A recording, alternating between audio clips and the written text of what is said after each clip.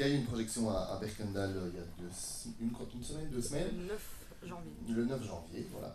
Donc, oui, un peu moins d'une semaine, un peu plus d'une semaine. Et donc, moi, j'étais là avec Val, avec Marine aussi. Et donc, l'idée, c'est que je vous rapporte un peu ce qui s'est dit. Et enfin, ce qui s'est passé. Alors, je pense qu'il y a quand même pas mal de gens qui ont déjà été en prison, mais c'est quand même.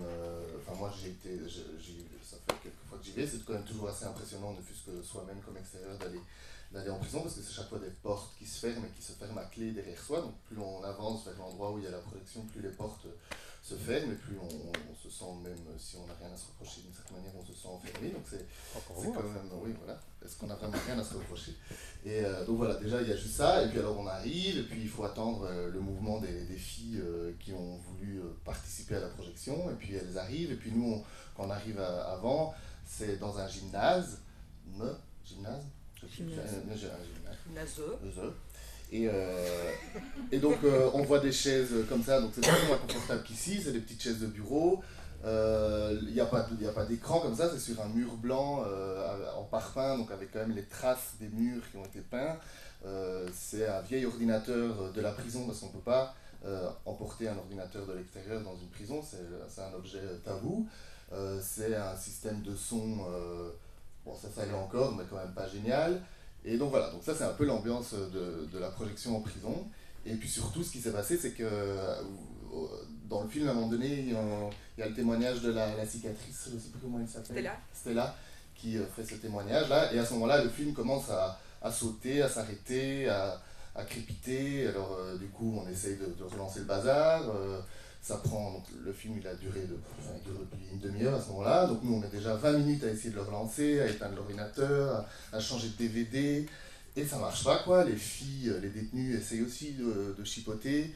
Elles nous disent qu'en fait, dès qu'il y a une projection en prison, c'est toujours la même chose. Après une demi-heure, le film saute et ça marche pas.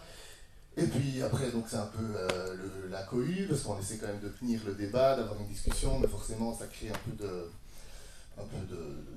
dissipation. Et on a quand même réussi à avoir quand même quelques discussions. Elles ont quand même, en une demi-heure de film, bien senti l'intention, je pense. Malgré le fait aussi qu'il y a pas mal de filles qui ne sont pas francophones et pas forcément anglophones non plus, donc elles ont reçu que les images et le son. Et elles ont dit, il y en a une qui a dit que c'était des beaux portraits de femmes, alors qu'elle a juste vu, elle a juste entendu, mais pas forcément. Donc, voilà. Puis après, il y a eu aussi des interrogations quand même sur le fait qu'il y a certaines détenues qui trouvaient qu'elles auraient voulu qu'on montre quand même que la vie c'était dur en prison et que ça manquait peut-être au film. Donc là, il y a eu des discussions là-dessus. Donc voilà, mais c'était un peu chaotique et ça a été très court parce qu'à un moment donné, il fallait qu'à 21h30, toutes les filles soient rentrées en cellule. Et donc au final, on a eu un quart d'heure de discussion. Et donc on a très envie d'y retourner pour qu'elles voient le film en entier et puis que les discussions puissent s'approfondir un petit peu. Donc on a fait la demande pour y retourner, ouais. On attend les réponses depuis 2 semaines. On va voir s'il y a des gens qui ont envie de dire des choses ou des questions. Oui, est-ce que vous avez quelque chose à dire qui vous marque par rapport au film? La première impression forte et sur laquelle on peut peut-être embrayer aussi? Quelque chose qui vous marque dans la manière de traiter le sujet? Monsieur veut dire quelque chose. Ah non, moi je dis. Pourquoi tu me regardes, toi? Non, je regarde là au-dessus. Je regarde là au-dessus. Monsieur, vous allez faire un... Oui. Moi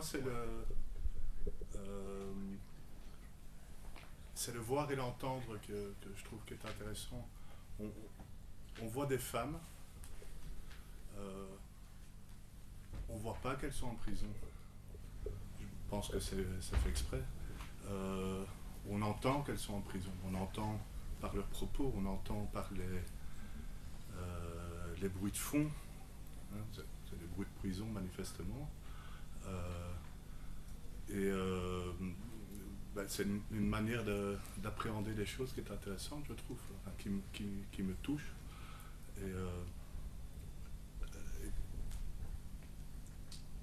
Voilà, je trouve que cette manière d'appréhender les choses entre le voir et l'entendre est très pudique, en fait. Parce que la prison, c'est pas pudique du tout, je pense. Et voilà, ça me touche fort. Monsieur veut dire là-bas? Oui, les réactions à chaud, c'est qu'elles sont belles. Valérie, les personnages, elles sont très belles. Je les ai trouvées super belles. Alors, Valérie, oui, ça c'est vraiment chaud comme réaction. Alors je voulais savoir, Valérie, ça a été cherché, cette beauté chez ces femmes? C'était facile à la trouver, ou tu as été dans un cheminement avec elles pour qu'elles te livrent cette beauté? Ça, c'est une première réaction à chaud. Une deuxième réaction, c'est effectivement, c'est pas, je ne sais même pas si on entend les bruits de prison, hein. Moi je crois que c'est le discours indirect, c'est comment elles arrivent dans le quotidien à trouver encore le merveilleux, même à faire la vaisselle, à se concentrer dessus, dans leurs gestes quotidiens. Et là, on voit bien que c'est très limité. Donc, tu vois, c'est un peu, je réagis à une autre réaction à chaud, c'est elles sont belles, mais elles sont en cage quelque part, tu vois. Donc, elles sont dociles. C'est un peu ça qui me reste un peu, des belles femmes dans leur petit quotidien en cage. On n'a pas la dureté du quotidien, la dureté du temps qui passe. Oui, quelques petites bribes dans les lettres, dans les petits mots. Bientôt Hervé, non, Barré, surtout Hervé.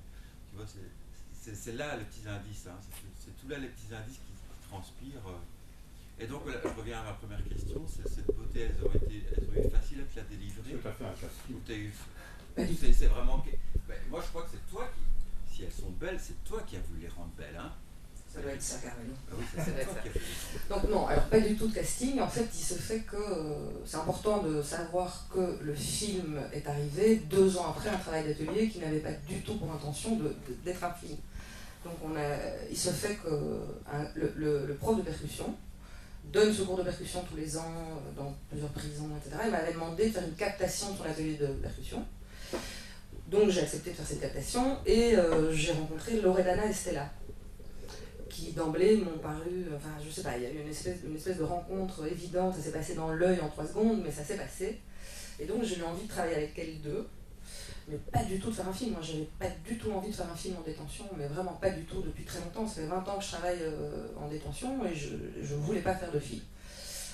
Sauf que voilà, l'histoire accidentée de ce projet-là a in fine produit un film, quoi, de donner l'intention d'un film. Et donc, Loredana et Stella ont participé à cet atelier d'écriture, en fait, pendant 2 ans. Marie-Hélène est arrivée dans cet atelier d'écriture à la fin des 2 années. Donc ça veut dire que 3 femmes sur les 6 que vous voyez dans le film, j'ai travaillé avec elles en atelier d'écriture préalablement pendant presque 2 ans. Et ça a évidemment donné une dynamique très particulière à tout le projet. D'abord parce qu'on avait travaillé l'intime, enfin, c'est-à-dire que dans l'atelier d'écriture, on a travaillé les mêmes questions que celles qu'on a travaillées avec le film, c'est-à-dire le corps, le geste, les rituels, les marques, la mémoire du corps. Et c'est cette matière-là d'ailleurs qu'on reprend dans les textes que vous voyez, dans toute une série de choses, les dessins, c'est des choses qu'on avait fait en atelier, enfin voilà, il y a plein de dispositifs de l'atelier d'écriture que j'ai réutilisés dans le film. Et les 3 autres, c'est-à-dire Léocadie, Laetitia et Laura, sont arrivées dans le film parce qu'elles ont voulu faire l'atelier de percussion. Et donc quand elles ont dit voilà je m'inscris à l'atelier de percussion, on leur a dit qu'un projet de documentaire était en cours et que si elles avaient envie de participer, elles pouvaient. Donc je les ai rencontrées au premier jour du film, les 3 autres. Voilà, mais donc pas de casting, elles sont belles d'elles-mêmes. C'est pas un sur-casting, hein. C'est que c'est dans la narration, dans ce que tu montres, dans ce que tu dévoiles, comment tu travailles l'image, le cadrage, comment tu les déshabilles, comment tu les réhabilles, comment tu les dévisages, comment tu travailles leur apparence. Elle se montre, rien que le dessin sur le papier. Je veux dire, tu travailles le masque et sous le masque.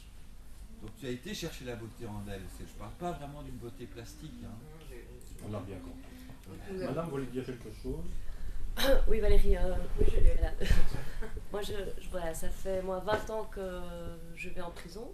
La première fois que j'étais enceinte de ma fille qui est ici.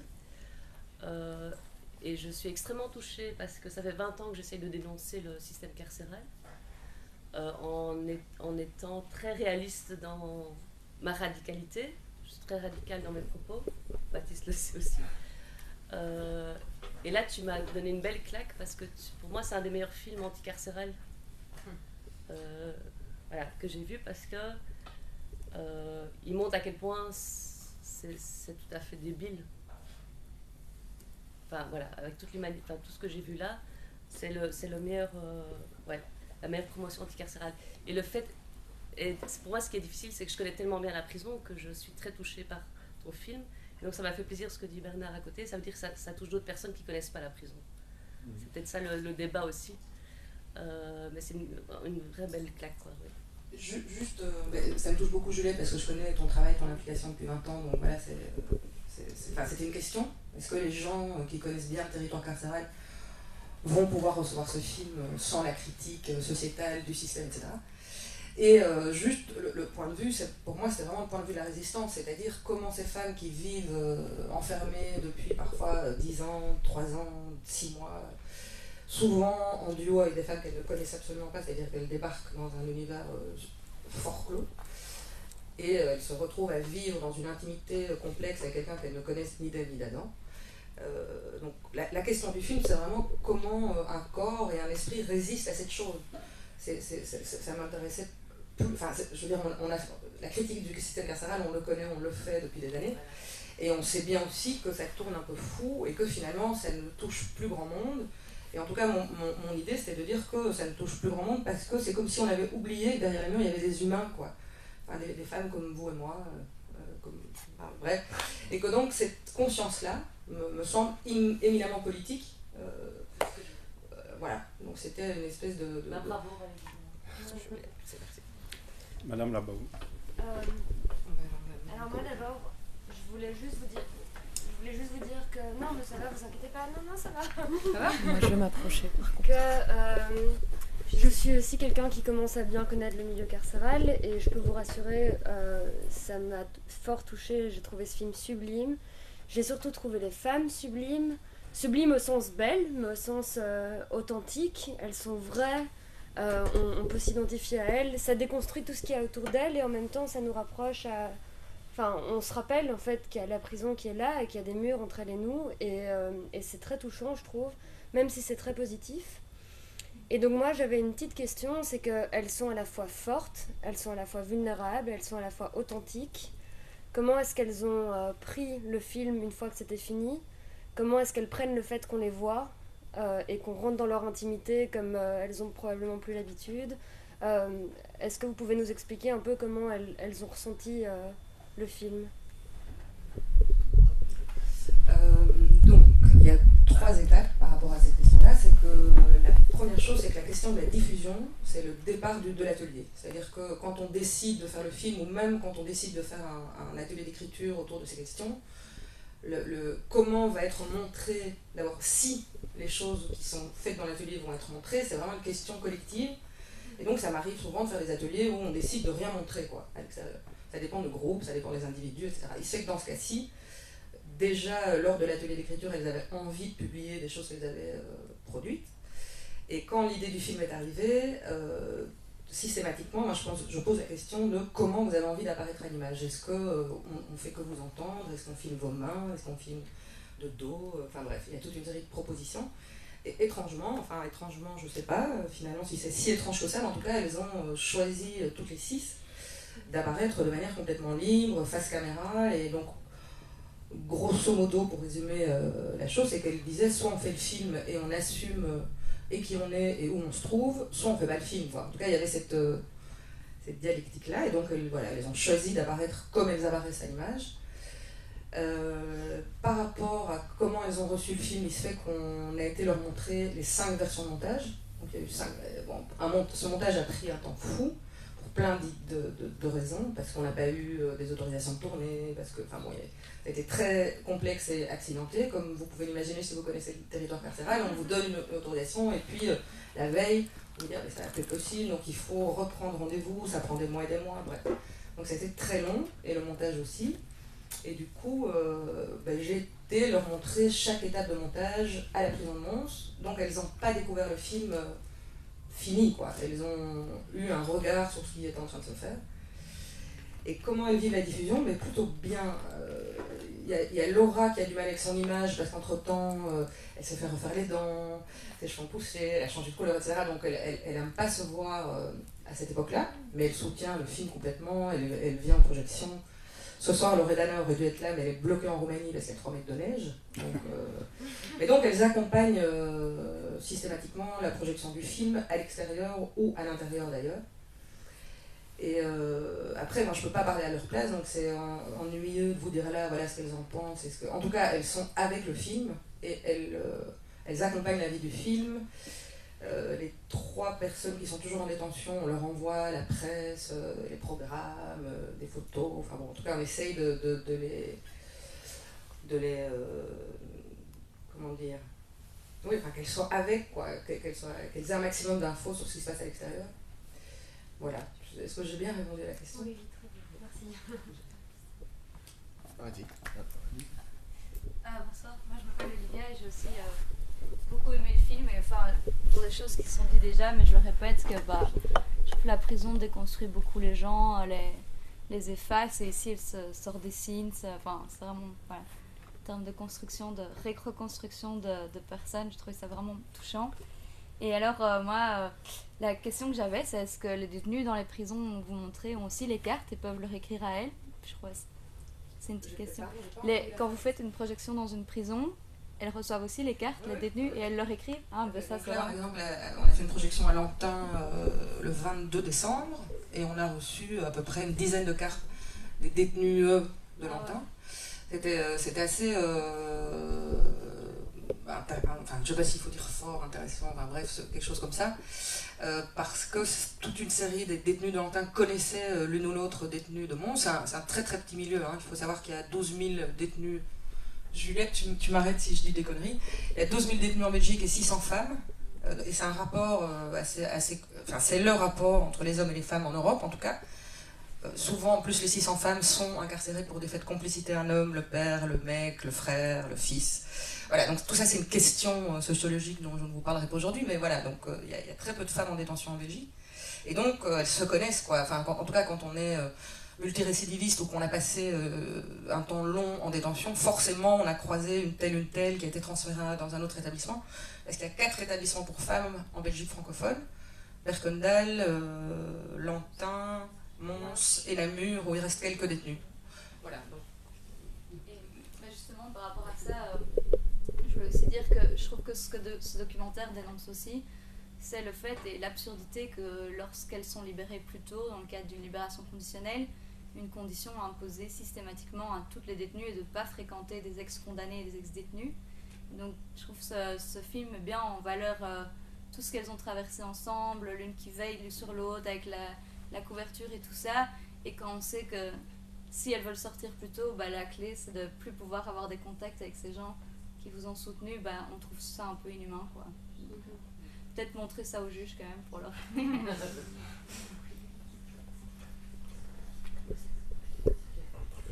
Oui, je peux faire un commentaire, mais on est ici, je pense, des gens qui ont une expérience, qui ont déjà un regard très affûté et très connaisseur sur les prisons, qui ont déjà quand même une connaissance. Moi, je me dis que ce film-là procède dans un autre type de public qui n'ont pas déjà qui n'auraient pas déjà cet a priori, cette connaissance ou cette conviction déjà que le carcéral, il faut le changer, etc. Comment il serait perçu. On a quand même entendu, Valérie a aussi rapporté des réactions de personnes qui trouvaient que ce n'était pas un film qui dénonçait, qui montrait suffisamment les mauvais côtés, les côtés négatifs de l'enfermement. Et par rapport à ça, je trouvais qu'il y a vraiment des choses à dire, des choses à expliquer, et que ce film permet d'expliquer, notamment vers des publics qui n'auraient pas déjà cette sensibilité anticarcérale. Je trouve justement qu'on a besoin d'autres récits de ce qui se passe dans les prisons. On a des visions qui sont un peu stéréotypées pour, contre, etc. Et comme beaucoup de problèmes dans la société aujourd'hui, je crois qu'il faut sortir des récits qui s'opposent de manière un peu caricaturale, il faut inventer d'autres récits. Pour toutes sortes d'autres problématiques. Je pense qu'ici, on a une proposition d'autres récits. Alors, je vois qu'il y a des sensibilités ici qui vont chercher des choses Certaines, ce que madame vient de dire, je l'aurais pas perçu. Je l'ai vu quand même 3 fois le film. Donc ça veut dire quand même qu'on a ici une sensibilité générale très affûtée là-dessus. Et je crois que c'est pas un film, si on voit le film de genre, film de prison, c'est pas un film de prison tel qu'on les connaît, etc. Donc il vient avec autre chose, et c'est peut-être monsieur qui mettait le doigt dessus avec cette construction, ce dispositif image et son, qui je trouve qui est très impressionnant, et c'est plutôt un film passe-muraille, un film de porosité, et qui permet pour quelqu'un qui regarde de manière avec un peu de sensibilité, même si je crois même s'il n'était pas déjà convaincu que la prison c'est quelque chose de négatif, qui peut rendre sensible autrement à c'est quoi être enfermé. Et c'est cette porosité qui fait que on a en miroir l'enfermement vécu à l'intérieur, parce qu'il y a quand même beaucoup de messages de manque, de difficultés qui apparaissent dans les propos, dans les attitudes, enfin, tout le mauvais côté, il est là, on l'entend, il est dit. Mais on peut rendre sensible à notre lien à la prison, alors que, à part le genre de public que nous sommes ici, beaucoup de personnes s'imaginent que la prison est quelque chose avec lequel ils n'ont rien à voir. Or, toute la société est quand même construite sur le fait qu'on punit et on enferme des gens. Beaucoup de choses fonctionnent avec ça, et donc on oublie que tout le monde a un lien avec la prison et tout le monde est responsable de ce qui se passe en prison. Et donc on est, comme dit Didier Fassin, on est pour le moment dans un populisme punitif triomphant, au niveau des politiques, au niveau d'un grand public qui est manipulé là-dessus. Et je trouve qu'ici on a un autre type de récit, une manière de rendre sensible autrement à l'enfermement, et qui peut rendre sensible et faire toucher ce truc et faire éprouver qu'on a tous à voir quelque chose avec ça. Alors c'est cette question des répertoires, des gestes simples, des gestes quotidiens, tels qu'ils sont en prison. Donc il y a quand même une histoire là-dessus qui est très, très importante. Si on regarde tous les récits d'enfermement dans les camps, etc., on retombe toujours là-dessus. Pour résister, pour garder une image de soi, pour garder une estime de soi, pour garder une conscience de soi, il faut cette discipline, il faut organiser des gestes, il faut répéter des gestes quotidiens, etc. Donc c'est important de garder ces marqueurs-là pour garder la barrière entre soi et ce qu'il y a autour, etc. Mais à l'extérieur, on a les mêmes gestes. C'est aussi important, mais ils ont un sens différent. À l'extérieur, c'est peut-être pour créer une enveloppe, créer une bulle, créer une distance par rapport à autre chose, mais on traite la même chose. Et donc, ce travail de correspondance et de miroir à travers les gestes quotidiens, encore une fois, ça tisse un nouveau récit, un autre récit, et je trouve que c'est quelque chose qu'il faudrait montrer et expliquer et débattre des publics, effectivement, qui sont plutôt pour qu'on punisse, pour qu'on renforce, qu'on durcisse les conditions d'incarcération, etc., pour avoir un débat à partir de ce récit sensible et qui est autre. Maintenant, moi aussi j'ai été frappé par la beauté. J'ai pas vraiment pensé beauté, j'étais impressionné par le savoir-faire des personnes qu'on voit. Le savoir-faire, l'ingéniosité, la capacité à créer des agencements entre elles, parce que on sent que les conditions sont très compliquées, on sait que faire des duos, comme elles disent, c'est pas évident. Et donc, dans les récits qu'on voit ici, il y a un savoir-faire incroyable pour organiser, pour que ça se passe bien, pour même en tirer le côté positif. Et quand on voit ça, on n'a qu'une chose à dire, on a envie qu'elle puisse sortir et apprendre à des tas de gens, de savoir trouver des agencements comme ça dans le quotidien, avoir des autres types de relations. Donc, il y a effectivement cette beauté-là, mais qui tient, je pense, à une conjonction, à un contexte qui fait que c'est telle personne qui sont rassemblées dans tel type d'activité, avec une réalisatrice, avec quelqu'un qui fait des activités. Et là aussi, c'est un enseignement. Alors, je crois que ça ne se produit pas tellement, c'est pas massif comme intervention comme dans les prisons, mais ça montre que quand on crée ce genre de convergence et de contexte, l'emprisonnement peut être plus humain aussi, ça peut évoluer vers autre chose. Donc, moi franchement, je trouve que ça mériterait d'être projeté avec des débats à des publics pro-carcéral, pour avoir un peu de confrontation.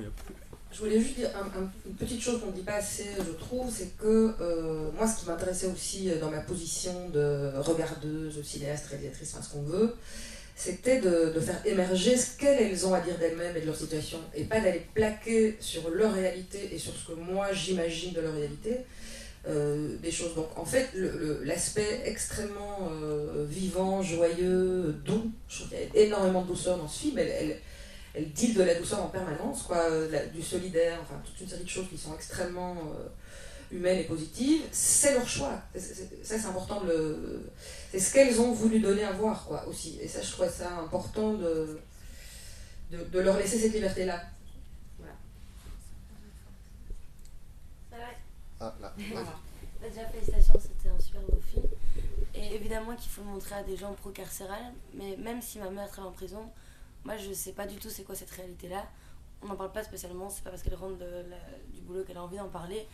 Et justement, je trouvais ça chouette parce que comme tu dis, il y a ce truc où on a cette image-là de la prison, on a un peu c'est pas un fantasme, mais cette projection qu'on a des médias, de qui sont ces gens qui vont en prison, et que justement je trouverais ça génial de montrer à des gens qui ne connaissent pas du tout, parce que en fait on est liés, quoi, et enfin c'est logique, c'est évident, c'est des femmes, des humains, des jeunes, des vieilles, enfin, et que du coup ça nous rapproche à des trucs, enfin, moi c'est la première fois que je vois un film sur les prisons, ou même j'appellerais pas ça un film sur les prisons, sur des gens qui, enfin si, enfin, je sais, c'est peut-être très naïf, mais je trouvais ça tellement humain que en fait j'ai plein de gens autour de moi qui sont en mode mais oui, la prison c'est bien, il faut y aller, il faut être puni, et en fait quand tu vois ça t'as envie de dire allez, fais pas ça, et vois que ça se passe pas comme ça et qu'il faut autre chose, quoi. Et je trouve que c'est un très très beau film. Alors, quand même par rapport à ça, c'est aussi important de se souvenir que ça, c'est l'histoire de 6 femmes, quoi. Qu'évidemment, il y a plein de récits qui sont différents, qu'évidemment, il y a plein d'expériences différentes, et que là, on a affaire à 6 individus qui ont ce rapport-là à l'incarcération, qui ont ce rapport-là entre elles, qui fait que Mons, c'est une prison très particulière où les femmes sont très peu, c'est une prison très dure. Donc, il y a toute une dynamique à Mons qui est singulière, et voilà, donc il faut quand même pas non plus imaginer que ce qu'elle raconte, c'est le carcéral. Bien sûr, mais ce qui est chouette, c'est que souvent quand on pense aux prisons, on s'imagine, on a envie de savoir quel crime ils ont, un peu ce truc pervers de savoir, tiens, j'ai une ancienne personne en prison, j'ai envie de savoir ce qu'elle a fait. Et en fait, au début, tu peux, en l'écoutant, moi personnellement, je sais pas, en l'écoutant, je me disais, tiens, qui elle est, qu'est-ce qu'elle aurait pu faire. Et en fait, petit à petit du film, tu te poses plus la question, tu t'en fous et tu suis ce qu'elle raconte. Et c'est ça qui est chouette et qui rend le truc humain, quoi, je trouve. Voilà.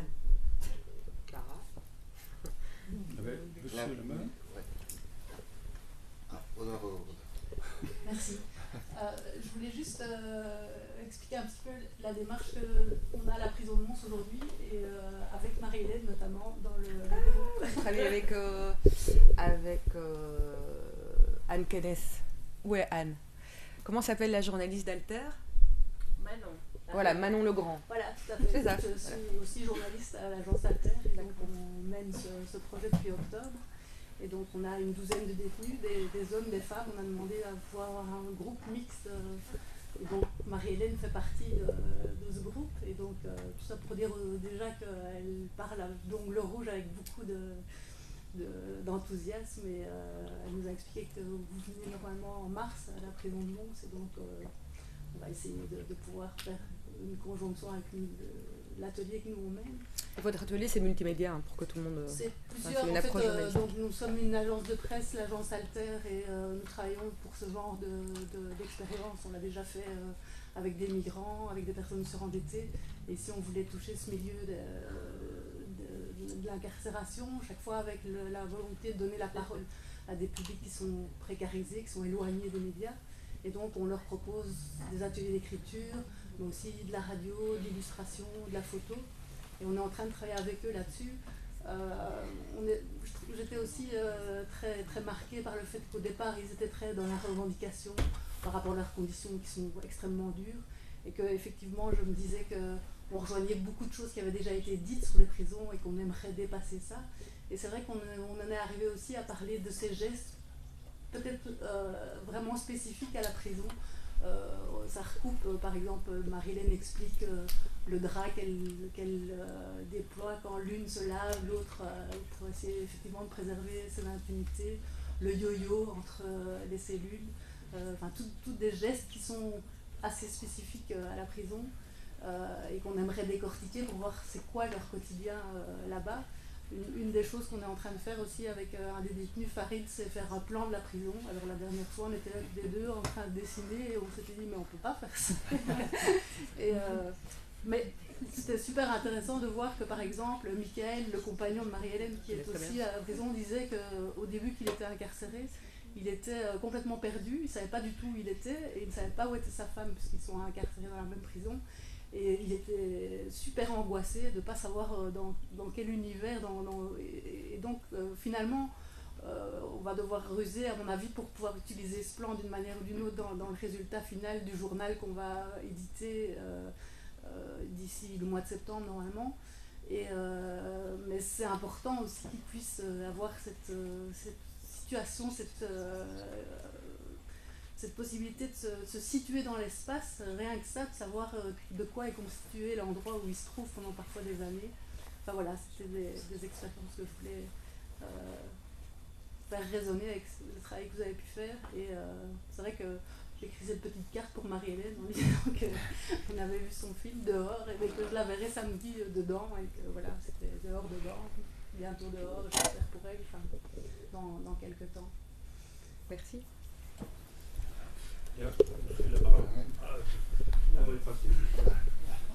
Bonsoir. Tout d'abord, je tenais à vous remercier pour vous ainsi que toutes les personnes qui ont travaillé dessus, pour l'intelligence qui se dégage de ce film ainsi que le regard qui est porté dessus. Et merci. Et par rapport à ça, j'avais alors deux questions, s'il vous plaît. La première, c'est pourquoi Ongles Rouges? Pourquoi ce titre? Et la deuxième, c'est vous faites des diffusions dans les prisons et à l'extérieur des prisons, dans les salles, etc. Et quels sont les objectifs par rapport à ces diffusions? Est-ce qu'ils sont différents par rapport à l'intérieur ou à l'extérieur? Qu'est-ce que vous désirez faire en montrant ce film? Voilà. Est-ce que vous avez une idée, vous, par rapport au titre? On voit des ongles rouges à plusieurs reprises dans le film. Je sais pas. Franchement, j'ai pas. Quelqu'un a une idée par rapport au titre? En tout cas, on ne voit pas d'autre couleur que rouge. Alors, en fait, il y a plusieurs. Ça apparaît quand même. Comment? Il y a un texte où ça apparaît. Dans les écritures. Ouais. Oui, effectivement. Donc, alors, il y a plusieurs. En fait, ce sont des substrats des matières d'atelier. Donc, il se fait qu'on a par exemple interrogé quel serait le signe absolu de l'élégance, quel serait le plus petit dénominateur commun de la féminité, etc. etc. Et les ongles rouges, en tout cas les ongles vernis, qui sont apparus je ne sais combien de fois dans ces temps d'atelier. Donc, quand on a décidé de tourner, on avait envie d'arriver à imager la question du groupe, enfin du collectif, du fait qu'effectivement il y avait 6 femmes et une dehors, mais qu'on était ensemble, que l'espace communautaire féminin faisait partie du film autant que le portrait de chacune des femmes. Il y avait il y avait un désir d'affirmer l'espace communautaire féminin, et donc en réfléchissant, en disant bon, comment on va faire pour que ça apparaisse à l'image et qu'en même temps ça signifie quelque chose à tout le monde. Enfin bref, voilà. Et donc on s'est dit mais tiens, les ongles rouges, ce serait intéressant puisque finalement on va beaucoup voir les mains, puisque percussion, gestes, etc. Et puis il y avait effectivement l'idée que pour le groupe de femmes, les ongles rouges, les ongles vernis en particulier rouges, c'était la marque absolue de la séduction, de l'élégance, du rêve, du glamour, etc. Et que c'était un champ auquel elles avaient très peu accès évidemment en détention, et qu'elles avaient envie d'emprunter cette chose microscopique, finalement c'est tout petit, ce vernis à les ongles. Bon. Et de fait, ça a eu un espèce d'effet, c'est assez dingue, parce qu'on s'est toutes peint les ongles en rouge avec le même vernis, dans le même temps, dans la même salle, presque en silence, le premier jour de tournage. Et ça a produit une espèce de... comme si d'un coup, on était plus, je sais pas quoi vous dire, mais présente, plus incarnée, plus... Voilà. Et donc, en fait, le film, il est passé par je ne sais combien de titres, parce que ça a duré 7 ans, et donc on est passé par plein de titres. Et l'avant-dernier titre, c'était Ongles rouges, paupières bleues. Voilà, je trouvais très très beau, mais en même temps très empoulé, et trop long, et bon, plein de choses. Donc on l'a réduit à Ongles rouges. Et en plus, avec la traduction anglaise, c'était très chic, ça faisait le Red Maze. Donc voilà, c'est toujours des espèces d'accidents. Hein. À un moment donné, le curseur s'arrête sur ce titre-là, mais ça aurait pu être un autre titre. Voilà. Est-ce que tu n'avais pas fait un film qui s'appelait Talon Rouge? Moi? Oui, non? Non, une installation qui s'appelait Red Feet. C'était et Red Shoes aussi, c'est vrai. On a fait 2 trucs avec une compagnie de création sur l'espace public qui s'appelait Les Rougisseurs. Donc c'est vrai que le rapport au rouge, bon, c'est un peu l'histoire, mais... C'est nous le choix de la salle.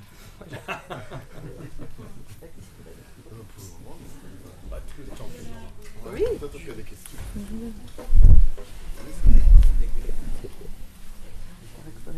Merci.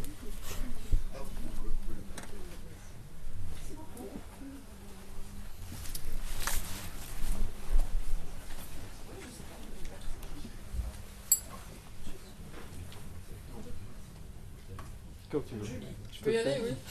En fait, je comprends bien le regard et le fait que les femmes aient eu envie de montrer quelque chose d'assez beau d'elles, etc. Mais je voulais peut-être demander à l'inverse, est-ce qu'il aurait été possible de faire un film où effectivement on peut sentir que les relations entre femmes ne sont pas toujours aussi belles et solidaires, et le fait qu'elles ne se soutiennent pas forcément tout le temps, enfin voilà. Est-ce qu'à l'inverse, on aurait pu imaginer que les femmes aient eu envie de montrer quelque chose de moins beau, moins esthétisant, et voilà.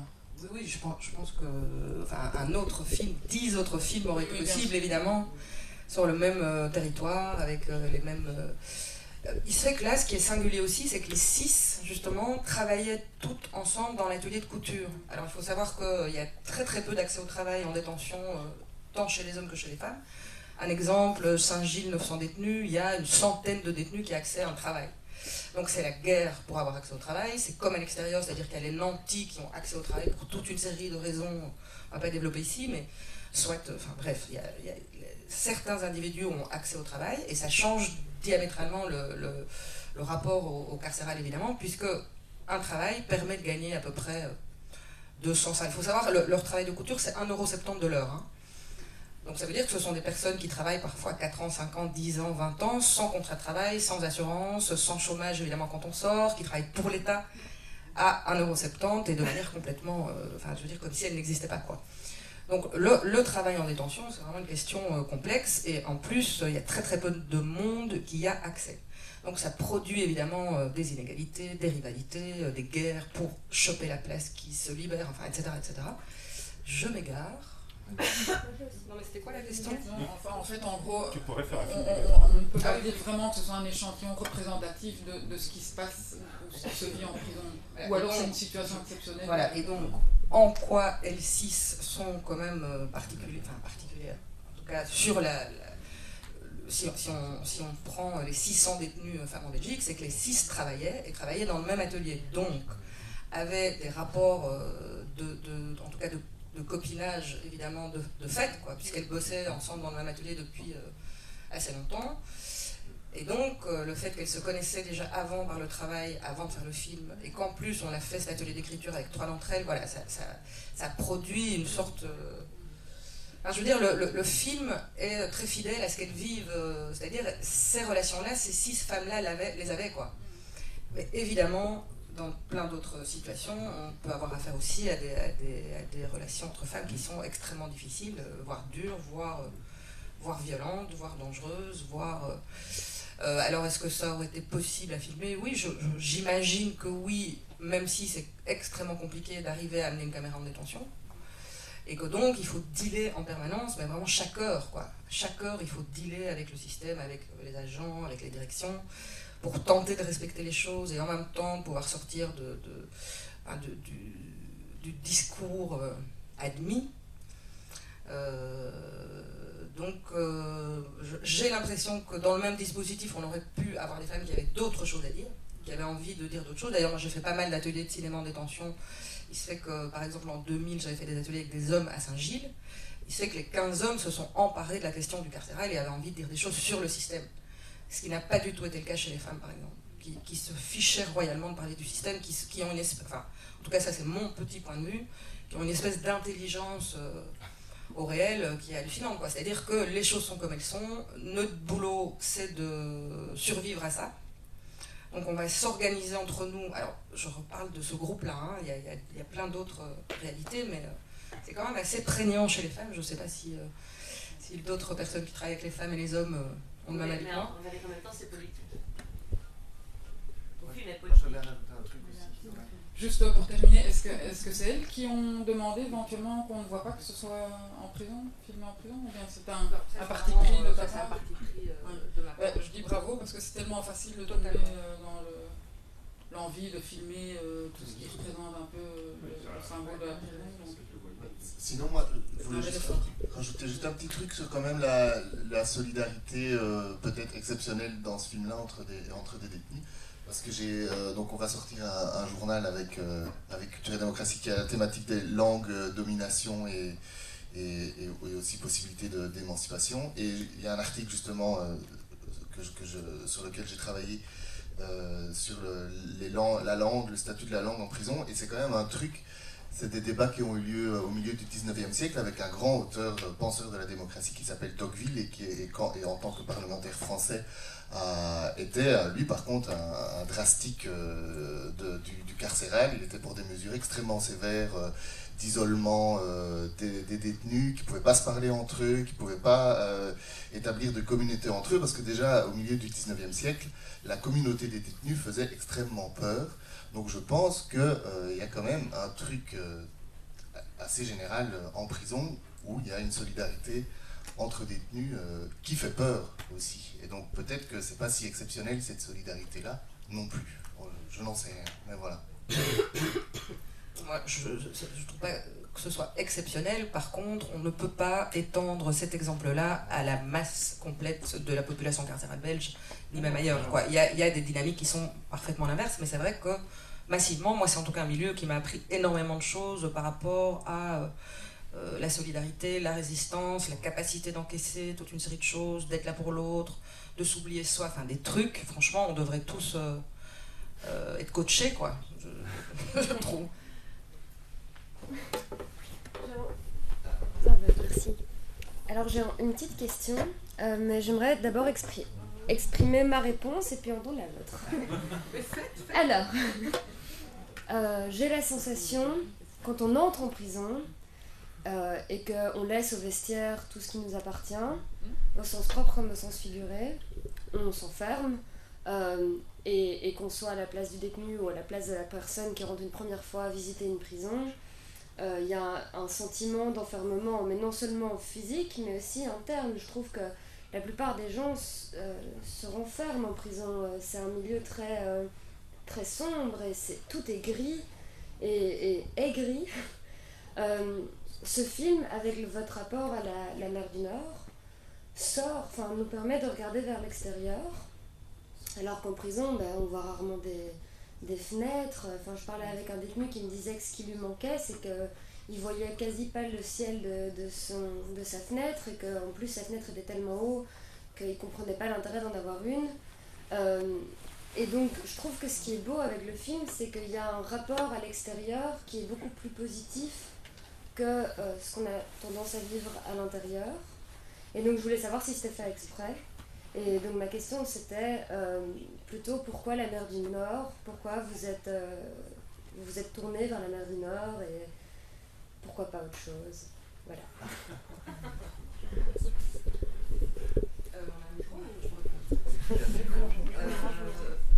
Donc, merci Marine. Il y a à nouveau plusieurs couches sur le choix de la mer du Nord. Alors la première chose, c'est que c'est très simple. C'est un vrai territoire qui m'appartient, c'est-à-dire que ma grand-mère a vécu à La Panne dans un petit studio face à la mer pendant, 30 ans, qu'elle est morte et qu'on a gardé ce petit studio et qu'on y va régulièrement. Donc c'est un vrai lieu où je passe du temps à travailler, etc. Mais c'est évidemment pas ça la raison. Moi, j'ai beaucoup réfléchi à comment j'allais faire pour montrer ou parler de mon propre enfermement, c'est-à-dire moi, pseudo-femme libre, c'est-à-dire nous, individus non enfermés, comment j'allais parler de mon propre enfermement et comment ça aussi c'était une correspondance entre leur situation à elles, entre les murs, et la mienne libre, mais dans une certaine systématique, voilà, ce sont des plans fixes face à la mer. Alors c'est d'une part un horizon, la liberté, cette image cliché et enfance, belgitude, enfin tout ce qu'on connaît. C'est la mer du Nord, je pense que pour un individu belge, ça raconte aussi toute une série de contenus, ça nous traverse quoi. Donc il y avait cette espèce d'échappée, mais il y avait aussi le fait que ce plan est fixe, c'est toujours le même, il y a juste le temps qui passe, on voit la nuit, on voit l'hiver, on voit le soleil, enfin bref. Et donc il y avait aussi l'idée que la narratrice, moi en l'occurrence, était aussi dans une forme d'isolement, elle était toute seule dans un paysage vide, qui bougeait jamais, avec cette immensité face à elle, donc voilà, c'était peut-être que c'est absolument pas lisible pour le spectateur, mais en tout cas à l'écriture et dans les intentions, il y avait le désir de pouvoir opposer nos fausses libertés à leur vrai enfermement, leur vraie liberté à leur... Enfin, voilà, tout ça est à mon sens mélangé et se renvoie quoi. C'est ça un peu l'idée. Et puis moi je trouve que c'est très beau la mer et j'avais aussi envie d'amener voilà, des images d'ouverture, de mystère, de violence aussi, parce que c'est pas que beau la mer. Voilà. Oui, moi je me pose une question par rapport à ce que vous évoquez sur la difficulté d'amener la caméra en prison et du coup par rapport aux ateliers autres aussi d'écriture, par rapport à ce qui est produit en prison et ce qui sort de la prison. Quelle est la liberté de ce qui sort, jusqu'où la prison a un œil sur ce qui sort, sur ce qui est... Enfin voilà, sur l'image du coup qu'on en donne, le discours qu'on pose dessus. Alors, par rapport au film, il n'y a eu aucune censure, donc ça a été vraiment dealé ardemment avant de tourner. Oui, avant de tourner. Donc, c'est plein de discussions avec la direction, en définissant le plus précisément possible ce que je voulais faire, en expliquant que je n'allais pas filmer carcéral, qu'il allait être présent qu'au son, etc. Enfin, donc, j'ai cherché à être le plus précise possible sur les intentions pour que l'institution admette quoi, que j'y aille. Et donc ça s'est fait comme ça, pas de censure, à l'inverse de plein d'autres ateliers où il y avait un droit de regard des directions avant que les choses ne sortent. Cette fois-ci, c'est la première fois où, je sais pas comment, mais en tout cas, j'ai dealé avant qu'il n'y ait pas de droit de regard et ça a été respecté. Et puis, c'était quoi la question ? Ouais, c'est ça. Par rapport à d'autres ateliers, c'est pas toujours le cas, donc il y a quand même un droit de regard qui existe. Ça dépend en fait vraiment de comment... bon, déjà ça dépend de la position de l'animateur. Est-ce que, par exemple, moi j'ai toujours travaillé en tant qu'artiste intervenante, donc je n'appartenais à aucune structure, et donc j'arrivais avec mon dispositif que je proposais, qui était accepté, raboté, transformé, mais en tout cas j'arrivais avec mes propres intentions. Qui est très différent d'un animateur qui vient du SAJ, enfin d'une structure associative, qui a donc une évaluation à faire, des bilans à remettre, enfin... Donc, en tout cas, ça c'est une première différence. Après, il y a plein d'animateurs qui sont issus d'une structure qui arrivent à travailler de manière plus ou moins libre. Mais voilà, et surtout, le truc, je pense, à retenir, c'est que c'est chaque fois à refaire, quoi. Tout est à refaire. Moi, ça fait 20 ans que j'interviens en détention. Oui, à part que j'ai une petite carte de visite, c'est-à-dire que je peux dire, voilà, j'ai déjà fait un atelier là, là, là, et là, et là, et là, et là. Ça change absolument rien. Enfin, c'est-à-dire que il arrive très, très régulièrement. En tout cas, il n'y a pas un seul atelier qui se passe sans qu'au moins une ou deux fois, je ne puisse pas rentrer alors que je suis devant la prison et que le rendez-vous est pris depuis des mois. À Mons, à Nivelles, à Tournai, à Lantin, enfin, à peu près partout, il y a toujours un truc qui se passe. Et du coup, on ne peut pas donner l'atelier, et donc on part, et puis on reprend un autre rendez-vous. Et puis on recommence, et voilà, donc c'est compliqué, mais c'est possible. Voilà, je pense que c'est ça qu'il faut retenir, c'est que c'est possible, mais c'est vrai qu'il faut... il faut pas se décourager vite, parce que sinon on est découragé tout le temps, quoi, parce que c'est très rare, finalement, on peut demander une autorisation à 6 directeurs, et pas un seul donnera l'autorisation, donc il faut en trouver d'autres, enfin voilà, c'est tout un... Et la réaction des agents ? Ils n'ont pas envoyé de carte postale ou quoi ? Alors, bravo Jean-Claude. Donc on a fait 2 projections en détention, là, une à Lantin, une à Bergonel, et c'est qu'aucune des 2 n'a été au bout. Donc c'est-à-dire que la première à Lantin, le film a sauté tout de suite, et donc ils ont mis un concert de rock à la place, dans une salle pas chauffée depuis 4 mois, donc les filles étaient comme ça, donc il n'y a personne qui a pu regarder le film, et en plus il a sauté. Et à Bergonel, après 30 minutes, le film a sauté aussi. Donc alors, dans ce dispositif-là, des agents sont évidemment là, et c'est très variable, c'est très variable les réactions. C'est très compliqué la question des agents, il y a un livre à écrire, quoi, vraiment, parce que... Mais alors, pour dire les choses de manière un peu grossière, il faut dire qu'il y a 3 pouvoirs en détention, celui des directions, celui des agents et celui des détenus. Et que ces 3 pouvoirs sont rarement d'accord. Donc par exemple, ce sont souvent les directeurs qui ont envie d'accueillir des activités extérieures, comme des accès au savoir, des ateliers artistiques, etc., etc. Et les agents sont radicalement contre parce que ça leur donne un travail supplémentaire. Ils sont des gens sous-effectifs, mais de manière assez hallucinante, quoi. Je veux dire, c'est un scandale comment le personnel pénitentiaire est géré et comment il est en sous-effectif depuis je ne sais combien d'années. Donc ces gens sont exsangues, quoi. Ils ne peuvent pas faire du bon travail, c'est pas possible. Et si en plus on leur demande d'aller chercher des détenus, donc pour amener un détenu dans une salle d'activité, ça demande un mouvement, ce qu'on appelle un mouvement de détention. Ça veut dire 2 agents qui vont chercher un détenu. Quand on sait qu'il n'y a que 2 agents sur la section, s'ils doivent aller chercher 15 détenus dans plusieurs sections, c'est juste pas possible, quoi. Donc les agents disent non, on ne fait pas l'activité ou on ne fait pas l'atelier. Voilà, donc tout est lié, tout est complexe, tout rebondit sur tout, et certains agents trouvent le film très pertinent, très juste, d'autres le détestent, parce qu'on met en avant les détenus et qu'elles ont l'air normales, et que d'autres s'en fichent royalement. Donc c'est compliqué de te répondre très précisément, mais on va faire un blog sur tout le travail de tournée du film, et donc là-dedans il y aura des commentaires d'agents, de direction, de détenus, etc. Merci en tout cas. Merci.